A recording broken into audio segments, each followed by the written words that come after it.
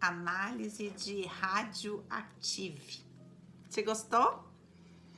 Quem leu o livro diz que o filme não faz jus ao livro, não faz jus à biografia de Marie Curie. Então, eu queria deixar esse adendo aqui para dizer assim, olha, aqui eu não vou fazer análise dela a partir do filme, já que o filme está aquém de quem é esta grande mulher na história.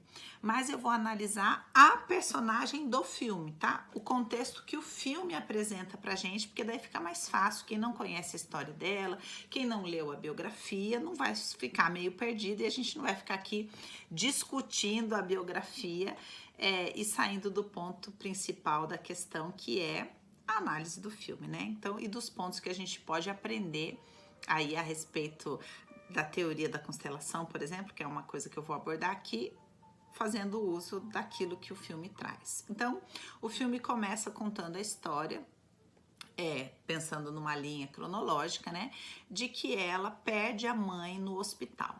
O Bert tem uma constelação muito bacana, onde uma moça se apresenta para fazer a constelação, ele olha bem para ela assim, e aí ele pergunta para as pessoas que estão no seminário, quantos anos tem a alma dessa moça?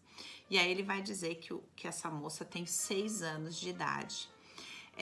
E eu lembrei dessa constelação quando eu assisti esse filme, porque a gente percebe que essa moça, a alma dela, na verdade, está presa naquela cena do hospital, onde ela vê a mãe morrer, a mãe pede para ela dar um beijo, ela dá um beijo e a mãe fala, você me curou. E ali a mãe acaba entregando uma missão, que ela toma essa missão para si, né, de buscar a cura da mãe. Então ela vai obstinadamente, ela é obstinada, né, em busca da cura desta mãe.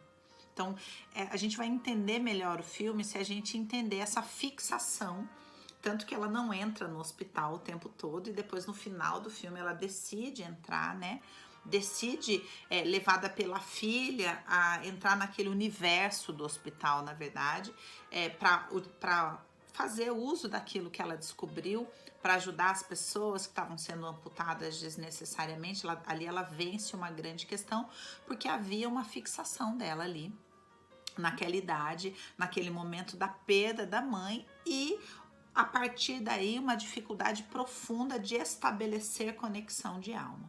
Então, esse rompimento gera um amor interrompido que a gente vai ver manifesto na relação dela com o Pierre e na relação dela com as filhas, que ela não consegue estabelecer uma conexão profunda. Por quê? Porque ela é uma mulher obstinada em busca de algo. No fundo da alma dela, ela está em busca do quê? Da cura da mãe. Tá? Então tudo fica mais claro quando a gente consegue compreender isso, e aí que você vai entender por que ela dorme com a personagem, tá, gente? Não a pessoa, mas a personagem dorme com aquele elemento, né, que ela sabe que está causando morte. No final ela vai descobrindo que aquilo causa morte para ela, tá causando morte para as pessoas, tá afinando os ossos dela, mas ela dorme com aquilo.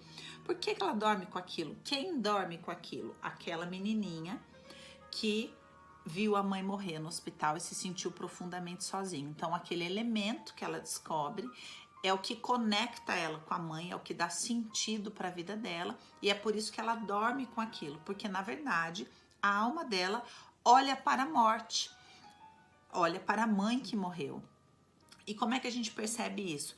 Como ela coloca em risco as 2 vezes que ela tá grávida, ali mexendo com o carvão e tossindo e fazendo força, em busca do quê? Da cura da mãe. Se isso pudesse causar algum dano para a gravidez dela, não era o mais importante ali para a personagem, porque ela estava obstinada por algo, que era descobrir a cura para a mãe. Então, essa prisão ali... Opa, temos uma musiquinha aqui. Eu botei uma musiquinha para ficar mais bonitinha, mas a música resolveu vir numa potência, né? Todo esse processo é que vai justificar a dificuldade dela de estabelecer conexão o filme inteiro. Então, a gente vai perceber traços brilhantes, ela é uma mulher brilhante. Eu não vou trazer aqui os aspectos, entre aspas, óbvios, né? Que é o machismo da época, a sociedade patriarcal, o pioneirismo dela, o brilhantismo dela, ganhadora de 2 Oscars. Eu não vou ficar colocada nesse lugar, né? Eu não vou ficar presa nesse lugar aqui com vocês, porque todo mundo já viu isso, né? Todo mundo fala, que mulher pioneira, machismo e não sei o quê. Então, eu não vou ficar presa nesse lugar aqui, porque ele não acrescenta para você, tá?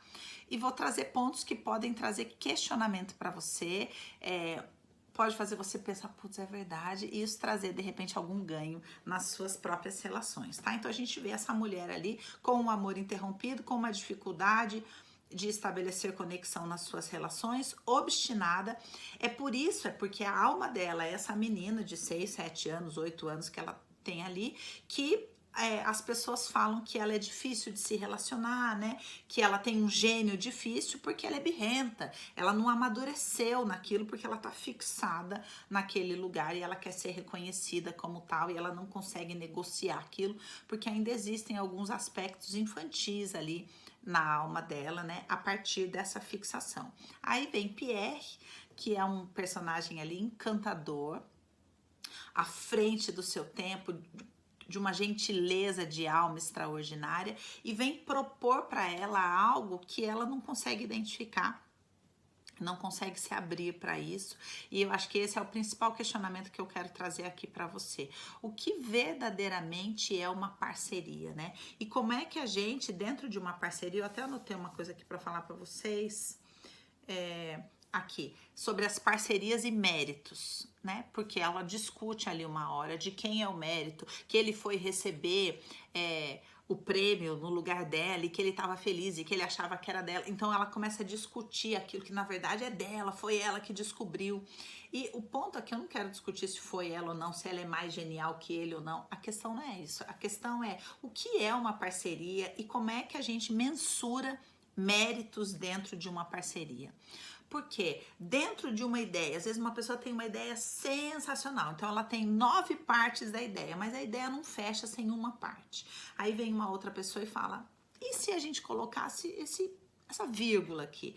E aí pronto, a ideia fica perfeita e fica sensacional. Faltava aquela vírgula era o sensacional, aquela vírgula era o que ia fazer a coisa ficar completa, aquela vírgula é que ia viabilizar. Pierre era o viabilizador em todos os sentidos. Primeiro, do espaço físico, financeiro, ele era o intermediário, o locutor dela dentro de uma sociedade machista, era aquele que podia levar a descoberta dela, era aquele que tinha o meio do caminho, ele era o meio, né? Então ele fala que no estudo dele ele desenvolveu um equipamento que poderia viabilizar que ela fizesse a separação do elemento que ela estava querendo. Então veja que é importante a gente entender dentro de uma parceria, seja num casamento, seja numa parceria de negócio, numa amizade, a completude, ela justifica a parceria. Não dá pra gente falar, não, mas a ideia foi minha, quem descobriu fui eu. Mas não sei o quê. Não, mas quem viabilizou, quem ajudou a fazer, quem foi junto, quem dirigiu o carro, tudo isso faz parte. E esse entendimento é essencial para que um casamento prospere no seu propósito de que 2 se tornem uma só carne, né? Se tornem um.